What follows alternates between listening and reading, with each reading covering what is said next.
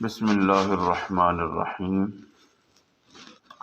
مقامات درود شریف میں ایک مقام یہ بھی ہے کہ نماز جنازہ میں درود پاک پڑھا جائے۔ حضرت سیدنا عبداللہ بن ابی بکر رضی اللہ تعالیٰ عنہ فرماتے ہیں کہ ہم مقام خیف، مکہ مکرمہ میں ایک مقام ہے، وہاں پر تھے اور ہمارے ساتھ عبداللہ بن ابی عتبہ بھی تھے۔ تو فحمد اللہ واثنى علیہ وصلی علی النبی صلی اللہ علیہ وسلم ودعا بدعوات ثم قام فصلی بنا۔ تو کہتے ہیں کہ عبداللہ بن عتبہ نے اللہ رب العزت کی حمد و ثنا کی اور نبی کریم صلی اللہ علیہ وآلہ وسلم پر درود پاک پڑھا اور دعائیں مانگی، پھر کھڑے ہوئے اور ہمیں نماز جنازہ پڑھائی۔ اس کا مطلب یہ ہے کہ نماز جنازہ شروع کرنے سے پہلے بھی حضور علیہ السلام پر درود پاک پڑھنا یہ صحابہ سے ثابت ہے۔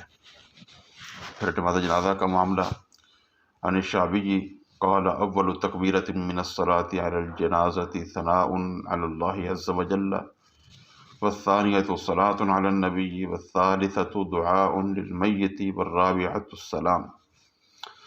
حضرت سیدنا عامر بن شراحیل الشعبی رضی اللہ عنہ فرماتے ہیں، نماز جنازہ کی پہلی تکبیر میں اللہ عز و جل کی ثنا ہے، دوسری تکبیر میں حضور رحمت عالم سید الاولین والآخرین سیدنا محمد الرسول اللہ صلی اللہ علیہ وسلم پر درود پاک ہے، تیسری میں میت کے لیے دعا ہے اور چوتھی میں سلام ہے۔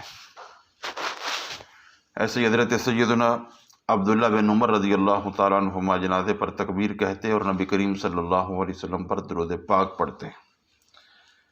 تو یہ حضرت عبداللہ بن عمر سے بھی ثابت ہوا۔ پھر دعا یہ مانگتے، اللہم بارک فیہ وصلی علیہ واغفر لہ واوردہ حوض نبیک صلی اللہ علیہ وسلم۔ اے اللہ اس میں برکت نازل فرما، یعنی یہ جو سامنے میت موجود ہے اس میں برکت نازل فرما اور اس پر رحم فرما اور اسے بخش دے، واوردہ حوض نبیک صلی اللہ علیہ وسلم، اور اس سے اپنے نبی کے حوض پر پہنچا دے۔ تو یہ دعا حضرت عبداللہ بن عمر رضی اللہ تعالیٰ عنہ سے صرف نہیں، یہ دعا خود حضور رحمت عالم سید الاولین والآخرین سیدنا محمد الرسول اللہ صلی اللہ علیہ وسلم سے، حضور علیہ السلام سے مسند ابو یعلا میں سند حسن کے ساتھ موجود ہے۔ ملاحظہ فرمائیں، ام المومنین سیدہ عائشہ صدیقہ رضی اللہ عنہا فرماتی ہیں، میں نے رسول اللہ صلی اللہ علیہ وسلم کو میت پر نماز پڑھتے ہوئے اس دعا کو سنا ہے۔ یعنی کہ حضور جب نماز جنازہ پڑھا رہے تھے تو حضور یہ دعا کر رہے تھے، تو حضرت عائشہ فرماتی میں نے سنا ہے۔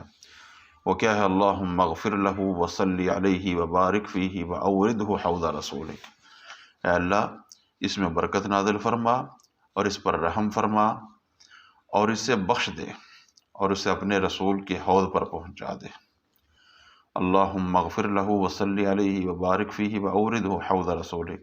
اس میں تھوڑا سا الفاظ آگے پیچھے ہیں، باقی سارے الفاظ وہی ہیں جو حضرت عبداللہ بن عمر رضی اللہ تعالی عنہ سے پیچھے بیان ہوئے ہیں۔